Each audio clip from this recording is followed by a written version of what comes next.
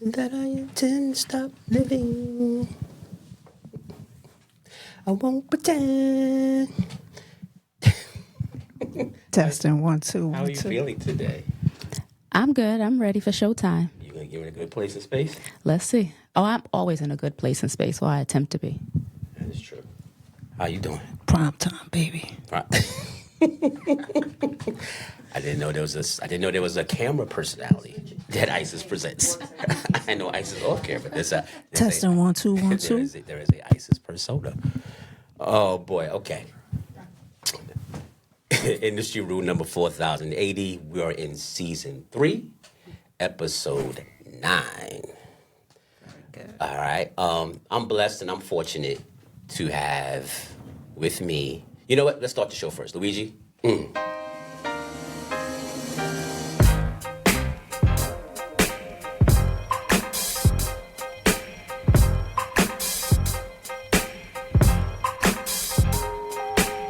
Industry rule number 4080.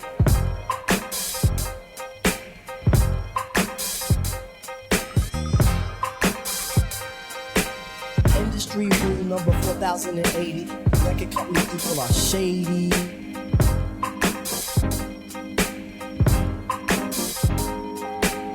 Industry rule number 4080.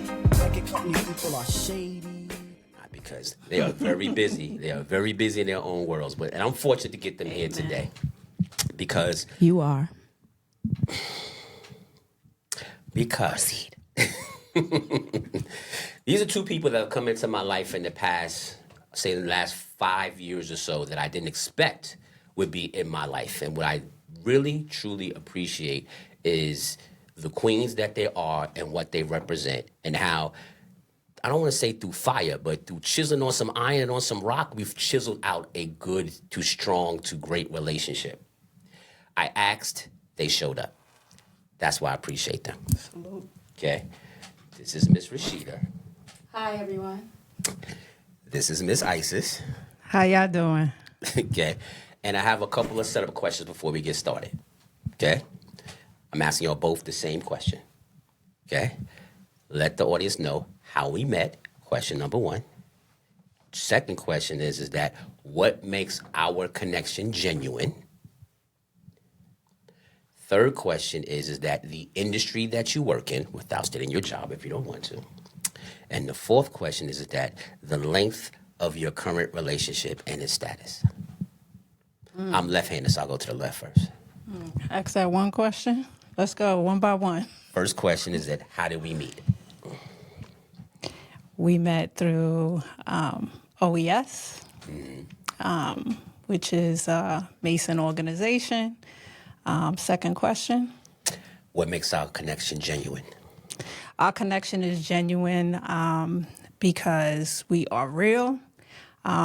We share music in common, which I really enjoy. Third question. Industry that you currently, profession and industry that you work in. Investigations. Okay. And current relationship, how long you've been in it? Married, 25 years.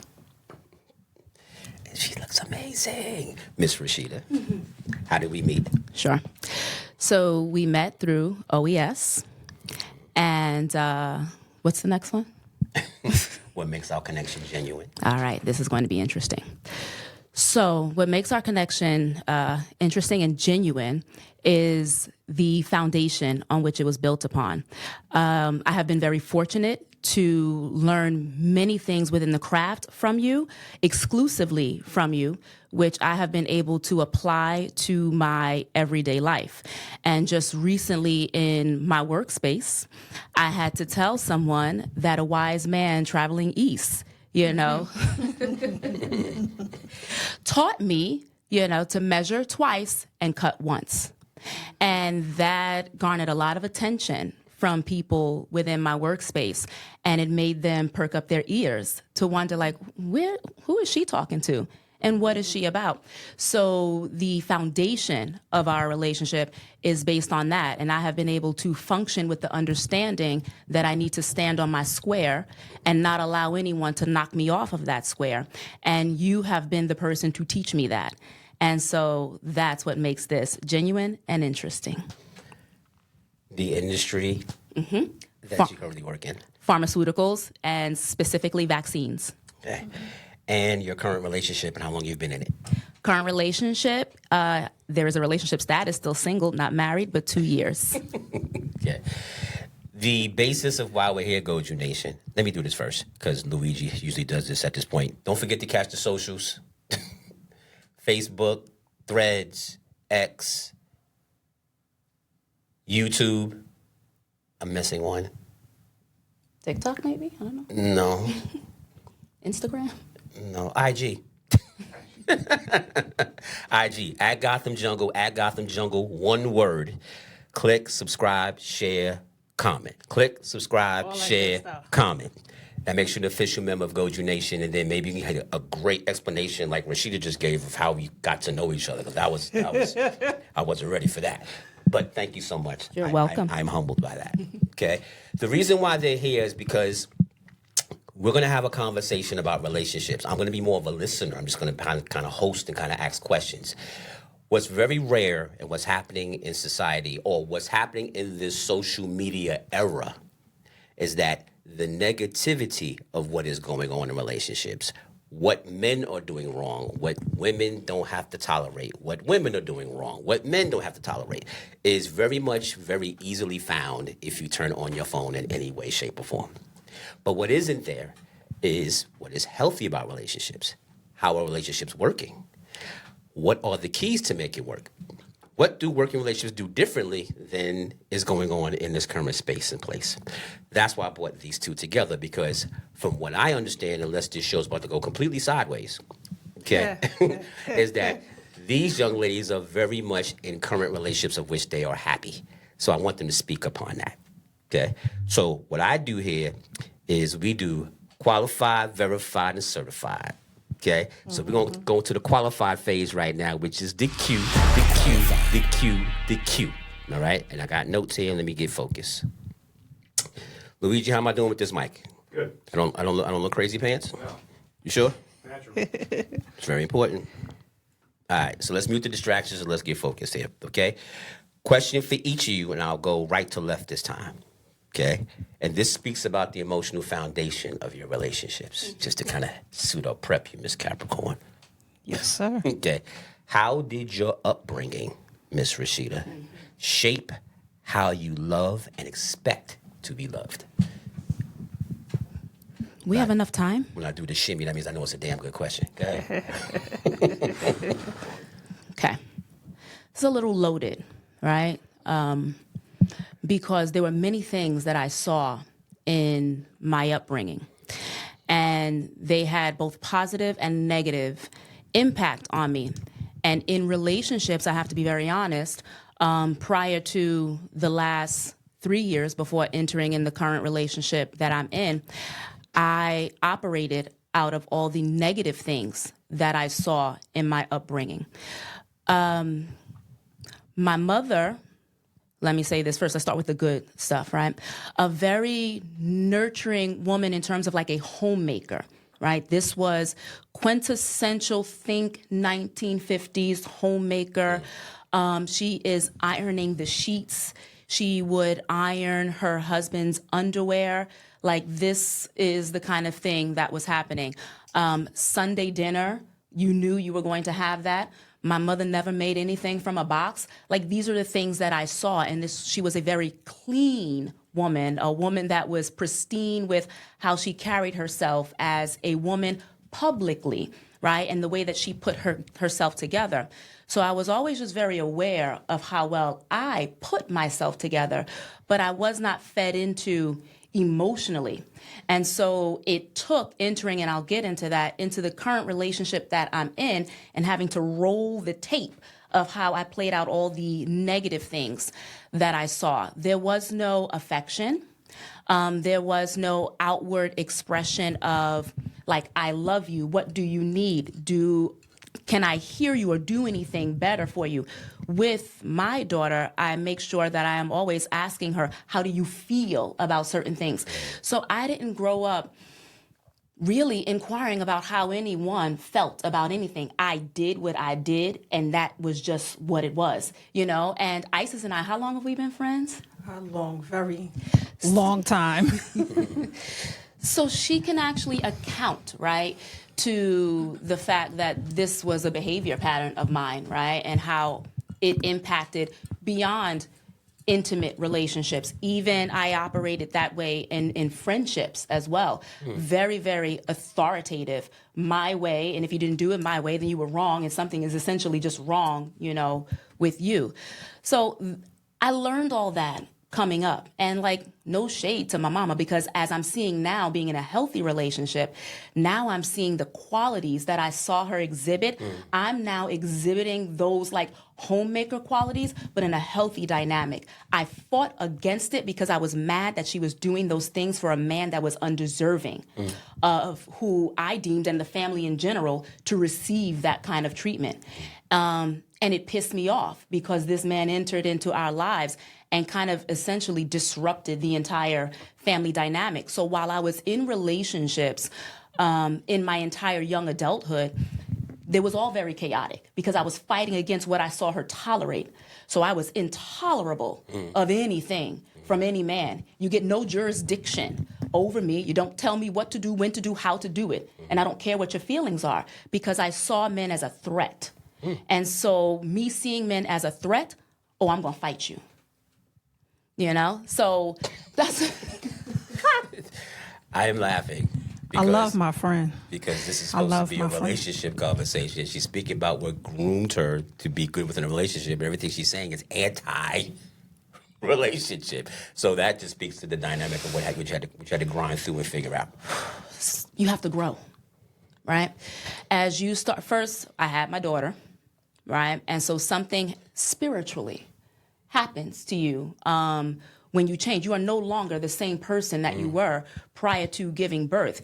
You have done something second to what God does. Has creation, and then here comes woman bringing forth creation. And when a woman is in labor, this is the closest, right? She comes to death, and then she brings forth this child. Something changes in you, and hopefully if things are aligned, right, you go through this kind of like metamorphosis, and your brain begins to reset, because you're responsible for this human being. And things that you did before, things that you said, can apply if you want to raise a healthy child, right, that can fully function in society. So first, she was born. Then I had to go over some of the things many of my friends, Isis included, had various grievances about the impact that I love my friend. I may have had. But one thing about me, and actually every employer will speak to this, I have a high level of accountability. That is something, you can come and you can tell me exactly what I did, and we can sit through it and get in the dirt. I'm not afraid to get in the mud. Tell me what I did wrong. Let me take accountability for it and create change and have change behavior. And I am that way because I feel like I was the victim of people that were emotionally unintelligent and took no accountability for their behaviors. And so that's why I walked into adulthood with this kind of aggression, you know, with me. Now, let's come all the way up to the current relationship. That man loved me into gentleness, right? Most people were very harsh with me. And I don't fault them because I presented that way. And so I guess that essentially gave them permission to be harsh, right, with me, because it's like, she's harsh, so this is what I have to do. So there wasn't a man that was gentle in his touch, in his speech, in his character for me. None of them were. But this gentleman comes on the scene, and there has not been a time... and the tone changes, and I noticed that as well. There hasn't been one instance where he has raised his voice. And I'm a person, you're going to have some disagreements with me. It's just my personality type. We're just not going to agree. Takes a village to raise a Rashidah. No comment. I plead the fifth. It's just going to happen, right? Because sometimes I can be very contrary and just naturally combative, and I like to put a topic on the table and let's just debate it, just for the sake of it, to exercise the brain muscle, right?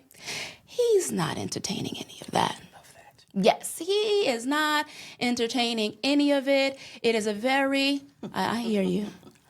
Yes, it is like, what do you need? That is so. Simmer. That is so. You go ahead and be yourself over there. I will engage when it's time to engage. Not when you say we're going to engage because you say it's time to engage. Love that. Fantastic answer. That's me from a male's perspective because I exactly know what that thought process is. Oh, we're not doing this today. But that's perfect. That's fantastic. Okay, fantastic answer. Miss Isis, would you like me to repeat the question again? Of course. Okay. It's a lot of conversation. I'm still cheating. That's a stray. I'm just saying real quick. No. That was a stray. Negative. No, it's easy to forget. You know how old we are? How did your upbringing Excuse shape me, Rashidah. how you love and expect to be loved? Well, very different I have from the answer. Rashidah. Very different from Rashidah. My mother was a single parent all my life. She was a single parent. Raised me with the iron fist. This is actually her ring. Sorry, this is her ring. And she beat the mess out of me. Born and raised in Boulevard Projects. Went to school. She nurtured me. She loved on me. I miss my queen. So forgive me when you talk about the upbringing. Take your time. Because I saw her struggle as a single parent, I grew up not wanting children, but I knew I didn't want to just be dating, just to date. I met my husband, and we have sojourned this life over and over and over again. Him and I grew up together. We have an 11-and-a-half-year difference, and there are trials within. He's older. He is older. Okay, you just said 11 and a half. You didn't know which one was the older of the two. You have to make that, Saying Yes, he's older. But in growing up together, you're going to have some legitimate disagreements because there's the age difference. I've been there, I've done that. Rashidah was my friend that we went everywhere together, which in turn, in being with my husband, you out all the time, this and that, dealing. We also dealt with death of losing. He lost his father. I lost my mother. We've dealt with illness. We've dealt with a slew of things. Emotionally, though, that is my friend. That is my friend, and I love him with my whole self. So that's cute. So she smiled, and she emotionally tapped into the feeling, right? That's why she closed her eyes when she mentioned it. She came from a household of a lot of giving, a lot of love, I won't say love's a good word, but it's more of a lot of access to seeing what it would look like being in a healthy relationship. Although there were unhealthy elements completely surrounding the situation. No. That was a completely well, she ain't here no more, so I'm gonna just tell the truth because my siblings will be okay with it. Her husband was a predator. He was a predator. Even his own biological children told my mother, do not leave your daughter with him alone. So there wasn't anything. Didn't see that coming. Yeah. There wasn't anything healthy about that. That's why I became such a fighter. That explains a lot. Yes, So that because explains a lot. Because you would still see, quote, a household pseudo-functioning in the midst of this dynamic that underlines the whole situation being normal. Yeah, so like I saw, they were married, okay, but this is terrible. I can't be comfortable in my home. I had to always be aware of what I was wearing in the house. Mm-hmm. My sister was grown, and so she had to make sure when she came in the house that her breasts were covered, and it's the summer, and she couldn't, show them because this man was a predator. Okay. And so my mother still catered to this man. And that's why I grew up with this hostility, right? When it came to men and in relationships, because this is what I mean when I say men were threatening. Okay. They were a threat to my mental health. They were a threat to my body. They were a threat to my safety, because I saw him be a threat to her mental health, to her body, and to her safety. My mother was a very vain woman, and then she just put on all this weight because how depressed and unhappy. To this day, and I tell everyone, my mother died of a broken heart. There wasn't anything identifiable that we could say that she passed from, but the cause of death was cardiac arrest. It was a broken heart because of the situation that she was in. And I can say, wow, his name is Elliot, right? I can honestly say that Elliot really came in with the foundation of Christ, though, right? Elliot came in and washed away the crises that I was existing in. So that's amazing, because within the dynamic of what you had to deal with, it's almost like if it's a hill, your hill was that much more steeper that you had to kind of overcome, if you will, to arrive in a place where you can receive what you're doing right now. Whereas in your situation, you did what a lot of people would like to see done, which is ride or die from day one, go through it, fight, argue, like grow together through all things, right? So Amen. Once you grow through all things, then you know you're on the other end. Then it's not necessarily cruise control, because it's always work, but it's that confidence of, I know what this is, rather than having to say, what is this? Because you've gone through everything. So that's your foundation, and we got your foundation. And you have thrown the show a curveball, because now people are going to be thinking about that through the rest of the damn show. But that's okay. That's life. That's okay. I probably will have to elaborate it more, probably impact something else. So what's amazing is that once I'm done, you'll be done. Trust me. Okay, next question is, this is a nice one. We'll go this way first. What boundaries have helped preserve your connection with your significant other? What boundaries? Good question, right, Chris? That is a good question. Since I had to grow in this relationship, I started with no boundaries. Absolutely none. He had no boundaries either. We were a mess, just living. As I've grown through the relationship, I would say the boundary is, my life is my life. And I have agency on what I do, when I do it, how I do it.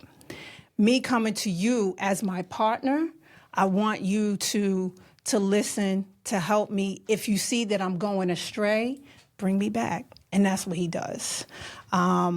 Another boundary is, I keep everybody out. I'm thankful for friends that love me.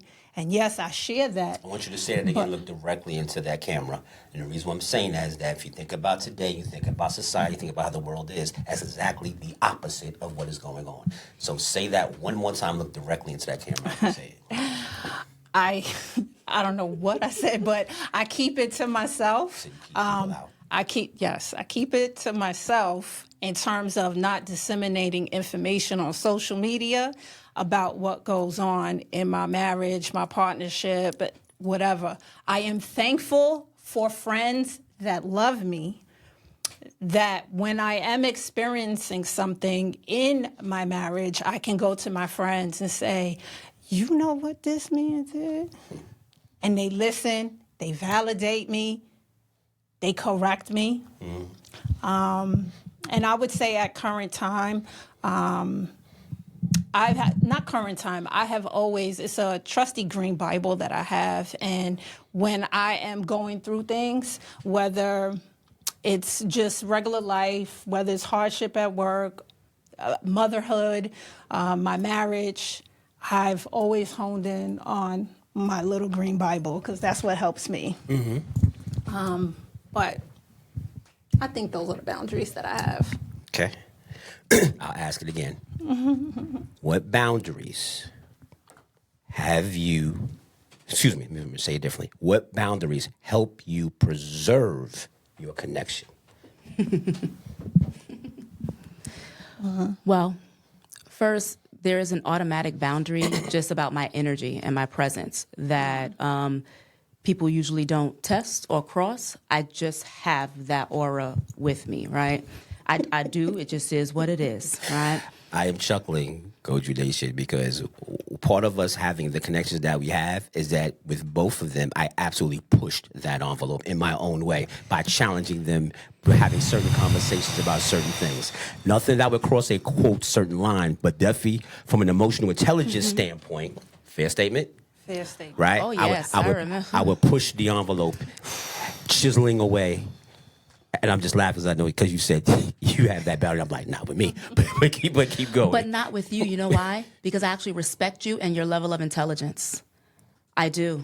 And that's just a thing about me. I have got to respect someone's intellectual capacity and bandwidth. And if I respect it, I will yield. You'll work. I will yield to it because I am fully aware of when someone is outsmarting me, you know? And so one thing my mama always told me, if you're the smartest one in the room, you're in the wrong room. You're in the wrong room. You're in the wrong room. So I thank you for doing that. So other than the personality boundaries, and I promise you, I do not like sounding like a holy roller. I don't. But in this particular relationship, the boundary that that's established between us is honestly scripture. You know, it is that. It is adhering to what is said in scripture to make sure that we are not crossing any lines and that we are yielding to God's will. And in doing so, it removes the responsibility off of us because it's not like we are making this determination. Scripture says this is what we are supposed to do. So therefore, we are going to be obedient to it and just do it. And then it kind of frees up your mental space, right? To get acquainted with each other, to enjoy each other, but stay in proper Don't overthink alignment. things. Yeah, because there's nothing to overthink, right? The rule book is already telling you what to do, when to do, how to do it, how you should yield, you know. There is something that I said to Elliot a while ago, and this is tremendous from me. I said, I would take me and my daughter, get in the car and blindfold me, and I'm totally comfortable getting in the car with you and you just going. Yes. She knows exactly what my silence means. Yes. She knows exactly what my silence means. Because I had a control, right, issue, and I felt like I was always the smartest, and I know exactly what to do. But the way that this man has shown himself to be, right, you take the lead. I don't need it, and I am enjoying DM me the if you're passenger gonna find out princess. Elliot has brothers. Because she's going to put this boy on a platter that you're going to be like, where is he? Or where is his world at? I need what church? I love that what for church him. y'all going to? I go to FCBC. I need to be there. So that's a wonderful statement. And again, because I'm so happy for my friend. I'm so happy for my friend. because of the connection I have with both of them, the conversations that we've had, the levels we've had these conversations, these are words that she doesn't use. So for her to say this freely is very freeing for me. Like, oh, I'm sorry. Okay, that's She why. has a heart. Right? That's why we didn't speak for 6 months. Got it. Exactly. Okay. I was under development. Okay, I got it. All right, that's a great answers. Now, remember the common thread that they both spoke to. They both put a spiritual element into this as a basis of what they follow as one of their boundaries to keep them in a good place and space. I'm not sure if you caught that, but that's my job to make sure I say that out loud. Okay. Next question. This is gonna be hard for you, so I'm gonna start here first. One word. What makes this relationship feel or makes it different? You can think about that because it's going to take you some time to do it in one word. Different to what? Remember, you're talking to somebody that has 25. That's very real. But you do have the experience of being around other people, and for argument's sake, not Rashidah, but having another friend that's making mistakes, and you say that doesn't happen in my world. Understanding. Bam. I think I'm ready. Say the question again, though. Set me up. I need you to bleep her if she goes more than 5 words, okay, Luigi? One word. What makes this relationship for you feel different? Christ. Okay. You got to kind of give it 2 seconds of silence after that, right? Amen. Okay. We'll go here first because you got to think about this because you got time. Okay. One thing that made you realize your current partner was different from the others you dated. And don't say Christ again. No, I don't have to. I'm way too skilled for that. The reasons that made you feel different? Make the core reasons. How about Core reason. I got you. My body was safe. My mind was safe. My spirit was safe in his presence. And when I saw that my entire being was safe in his presence, I knew that I was on the right track. I knew that I was in order. That was it for me. I remember I spent my whole life feeling unsafe and like I had to fight. I have never been in this man's presence and felt like I had to fight him. So much so, whenever I get into like an aggressive kind of space, it feels stupid. It feels so stupid and unwarranted. And one thing that I do not like is I will not enter into a fight where it's imbalanced or uneven, right? Either if I'm smarter than the opponent or if I know the opponent is going to beat me, I'm like, I am not getting in the ring. Because I'm a little wise, a little bit, right? But with him, it is unwarranted. And I feel like Spirit told me there is no reason for you to have any version of aggression in dealing with him because he doesn't give you aggression, so you don't have permission to give him aggression. And so the Spirit checks me. And so therefore, I'm safe. So that's a fantastic answer. That's the one answer so far that's on task, if you follow me, that all women would like to feel, right? They all want to feel that universal safety with the person that they're with on whatever level and on the different levels you mentioned, emotionally, mentally, all different phases. So that's a fantastic answer. Your turn. I would say not only does he provide me safety, but I can be my bare self with him. I can, the corniest jokes, if I don't have nails on, if my hair is messed up, like he loves me for me, for me. I love my husband. Sorry. That's a great answer. So that also jibes right down the middle with what all women. I think that's relatable to all women can have that conversation. Safety of your heart. Well, being the real version of you is good too, because right, I was watching this stupid video. I'm saying stupid because what I'm about to say of Ashanti and Nelly in their bedroom. I saw it. And Nelly was drunk. I love it. Okay, and within Nelly being drunk, they were comfortable being on camera.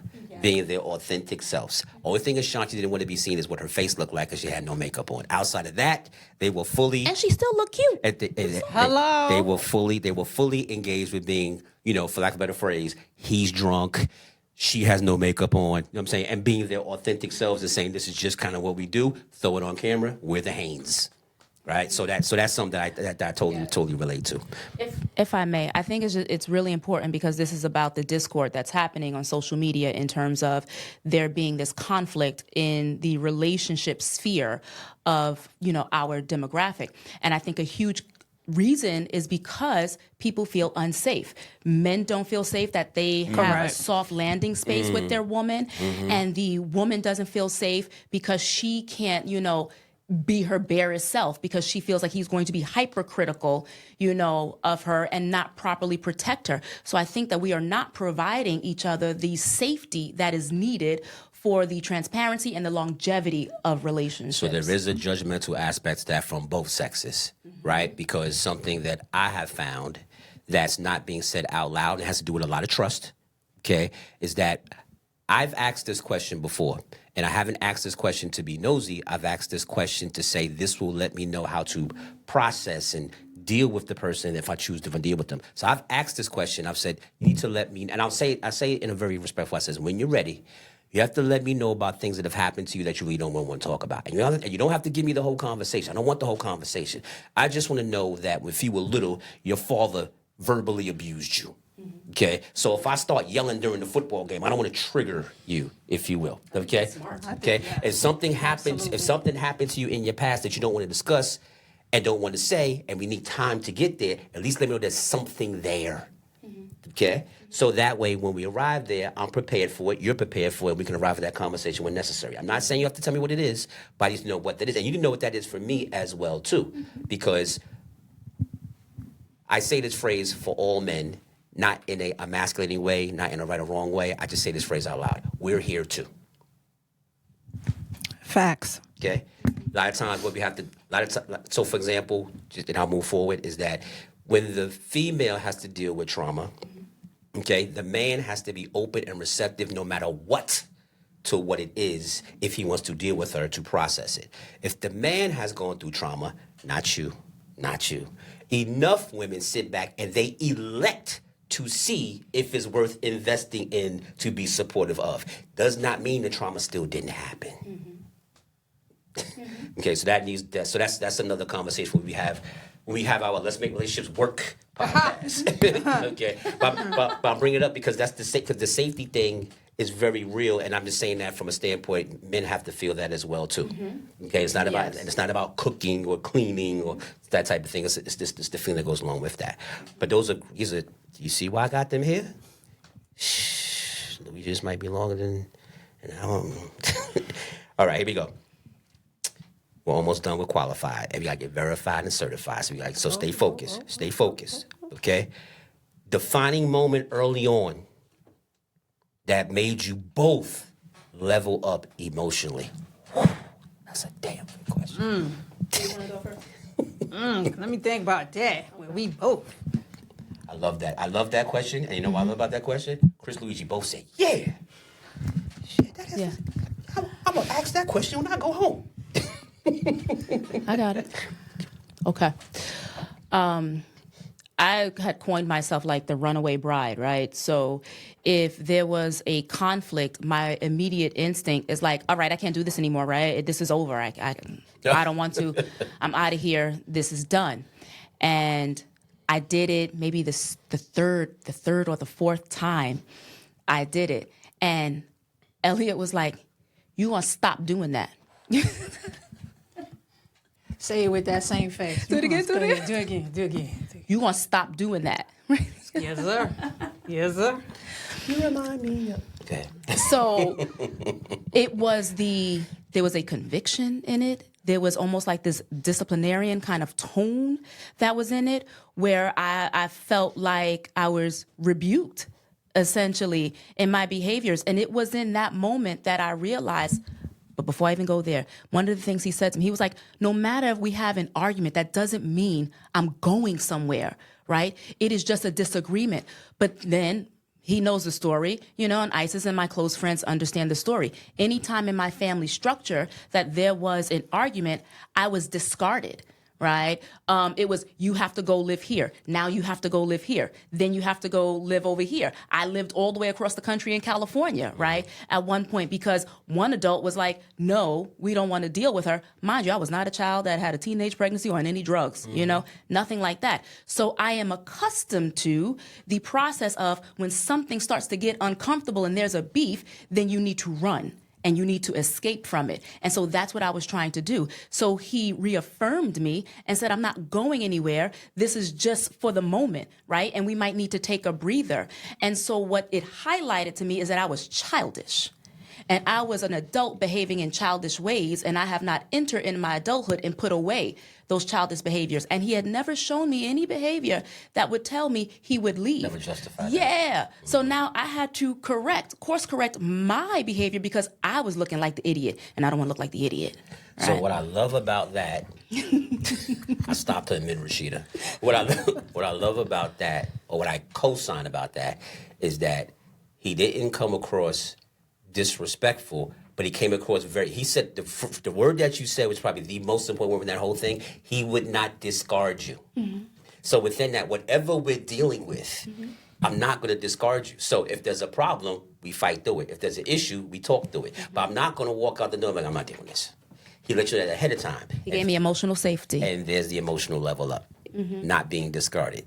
Okay, it's important. I'm stopping to saying these small things because what I would like this to be for those that watch this, especially the women, I like them to kind of hear little small key phrases so that they can kind of walk away with that, right? I want you to go home and say, my man doesn't discard me.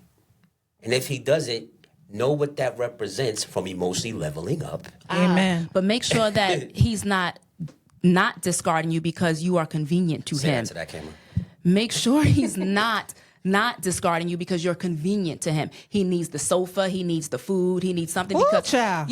because that also happens, right? He's going to just tolerate whatever because he needs to. He doesn't have the resources to do the things on his own. So we have to be very mindful. So whatever practice anyone follows, I just say yield to it. And I even feel weird saying that because what I want to say is go in your scripture and read it and make sure that the Holy Spirit is guiding you on the decisions that you make because then you won't go wrong. That is your moral compass. That's my moral compass. Right there. We're right there. A moment in time or within a relationship where you're emotionally leveled up. That was a very good answer, by the way. It's like a very good relatable answer. Mine might not be relatable. That's fine.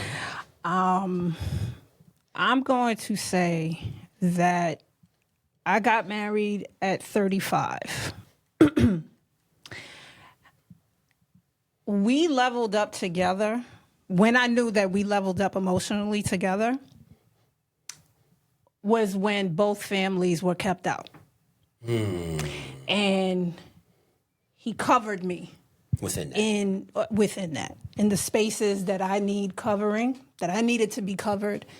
And during the time when my family was together, my mother was alive, I grew to shield him. And then when it came to, his family, who I love dearly, but we had some challenges. But again, I had to grow up too, right? And after being married and growing up into that, when I saw that he protected me and my feelings and validated me within whatever was going on, it was us literally against adversity, whatever that may be. That's a big one. That is a big one. On the man scale, that is a huge one. Huge. Because I can't be, watch this analogy, I can't be the prince and princess in your family's kingdom. We have to be the king and queen of our kingdom. So within that, we got to be able to look at people and say, I hear you, but no. I hear you, but no. Because it's what we're going to do. One of my friends gave me this phrase, if we're going to hit the Titanic, if we're going to hit the iceberg, let us at least drive the boat. If we're going to crash, how about we drive the boat? Because I would hate to crash and you told me where to go. Crashing on account of someone else. Okay. Yeah. That's how I tie those two things together because that's the leap that you take when you decide to cover the other person. Exactly. That you're not discarding family. You're just saying that we're the king and queen of our kingdom, and we're gonna do what we feel is best. Because at the end of the day, everybody's going to do what's best for them, right? Okay.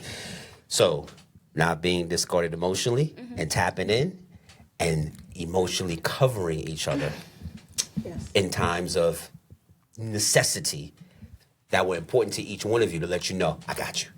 Yes. Good answers. Okay. Let me see. Let me see.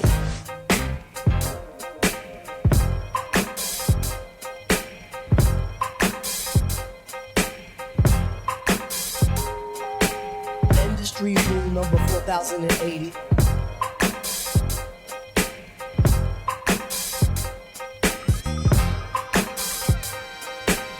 Industry rule number 4080. Record company people are shady.